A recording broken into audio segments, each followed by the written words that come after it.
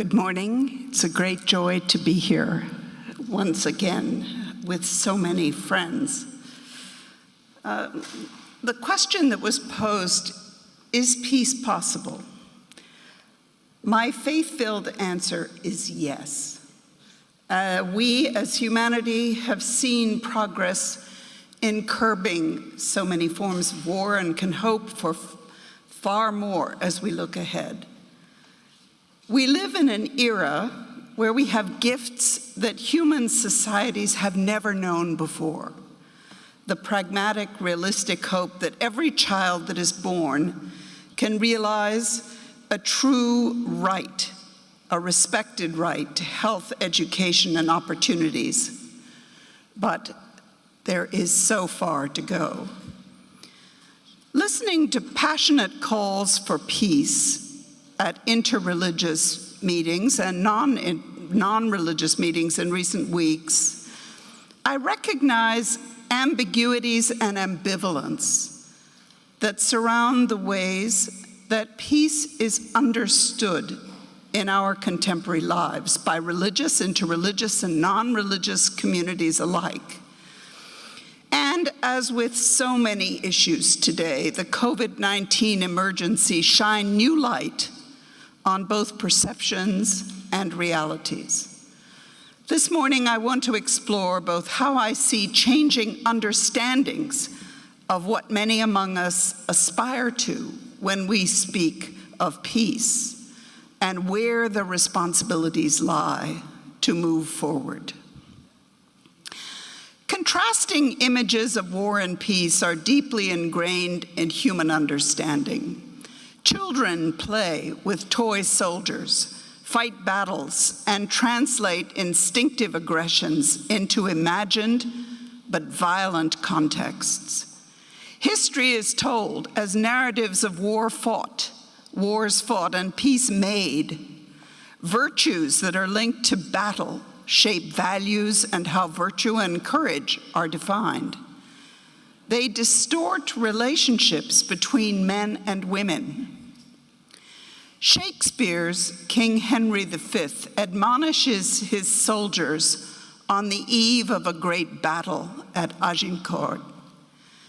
In peace, there's nothing so becomes a man as modest stillness. But when the blast of war blows in our ears, then imitate the action of the tiger. Stiffen the sinews, summon up the blood, disguise fair nature with hard-favored rage.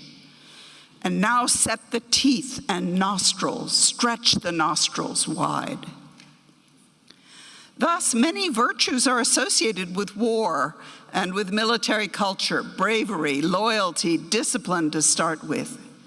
We use metaphors of war readily. For example, in speaking of battling COVID, we invoke the positive virtues, thus, of organization, mobilized effort, and discipline. But we also cast the virus as an enemy to be vanquished. In contrast, the pain, anguish, destruction, and futility that war evokes are also engraved in life narratives and underpin many unhealed tensions that are embedded in conflicts across the world. At a gut level, we recognize that war and the weapons associated with it are evil. War and military might are, even so, very much part of modern life. One source estimates that some 174 countries are engaged now in some form of war.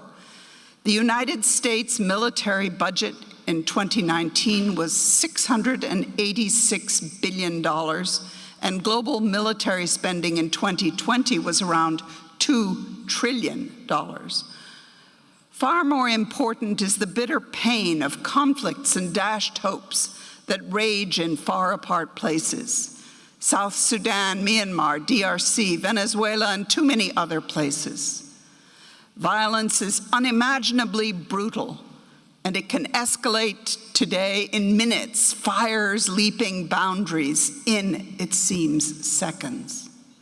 The conflicts and polarization in many societies, mine included, are a long way away from a thoughtful understanding of peace. Thus, while progress in reducing conflicts gives hope, there is still a deeply ingrained reality of might, expressed in military terms above all, accompanying power, resort to organized violence, and enormous suffering of people. But when people young and old speak of peace in interreligious gatherings, they often have very different hopes and ideas in mind than settling violent conflicts. Peace, when you listen to people who believe deeply in it, can mean microfinance, women's rights, quality education, health, and an inner stillness and sense of well-being. It can mean opera and meditation, delicious food, and a robust educational challenge. And conflict today rarely takes the form of the ancient model of declaration of war, battle followed by victory or defeat, reflected in a treaty like that signed in Versailles in 1919, Tordesillas, Westphalia, or the Congress of Vienna. Definitions of war can be fuzzy today, with authority to decide when and what ambiguous. Most conflicts involve multiple actors, formal and informal, many operating independently.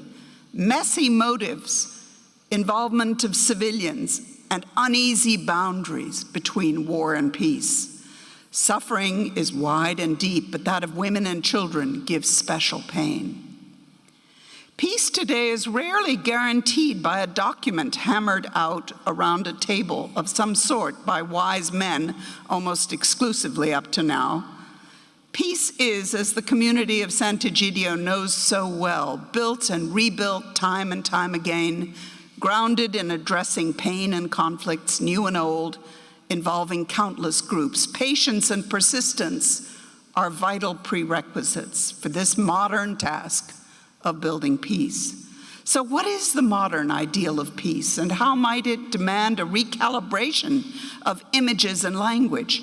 Peace is the absence of war, yes, and for those in Tigray or CAR today, that's foremost. For many, peace is also security, something deeply felt by people everywhere, even if somewhere a longing for battle and uncertainty, associated perhaps with adventure, still lingers. Military organization and thinking is most certainly not something of the past.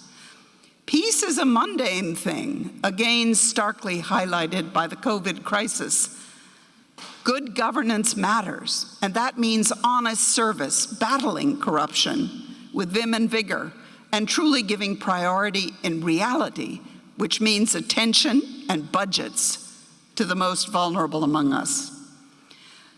But what for us idealistic peace builders is primordial, vital, is the link between peace and fairness, justice, opportunity to thrive, develop, build relationships, and experience joy. That's why discussions about peace so often take us to human rights and the ideals of a complex society where there is the spice of diversity, dynamism to discover new things, ideas, and rich relationships with family and beyond.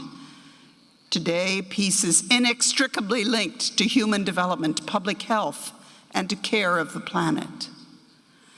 And a spiritual peace, we are often reminded, must begin with self-awareness, willingness to listen, openness to respect and love for others. So we must keep asking how we can, as a global community, where there is a genuine, authentic commitment to the welfare of each human being and to our environment, move in these directions. In Bologna, on September 12th to 14th, the topic of peace was central at a remarkable gathering of religious actors, political leaders, and scholars. The G20 Interfaith Forum was part of the Italian presidency of the G20, and it aimed to prepare for the Leaders' Summit that's coming fast at the end of October. How, the implicit question was posed, are religious teachings and communities involved in these modern global challenges of peace? building peace, but first defining the aspirations involved. With COVID-19 emergencies dominating world attention and threatening hard-won gains of recent decades, how does the persistent work of religious and interreligious communities for human welfare relate to the global agenda that's defined by global leaders and institutions? How do issues of poor country debt, SDR allocations, vaccination priorities and delivery relate to the fundamental, deeply felt hopes expressed in terms of peace? These issues will stay with us as we look to 2022 and the G20 presidency that will be carried forward by Indonesia. The reality that the COVID pandemic has exposed so sharply is that issues commonly treated as silos cannot be today. Partnerships are vital and must take new forms. Complex interconnections between sectors are inextricably interwoven, and they matter. The horrific challenges of hunger and starvation are linked to conflicts. Internet regulation is tied to hate speech and incitement to violence. Health and education are linked to each other, as are the challenges of large and growing refugee and forced migrant populations, estimated at over 82 million people. Religious communities are integral parts of society, including their power structures. Thus, the challenge for peace includes finding better ways to link, far better and in new and creative ways, the different meanings we give to the hopes for peace. It begins with personal dreams and hopes, spiritual longings for stillness, but also for service, national governance, and the fragile multilateral systems that are our shared passion and commitment.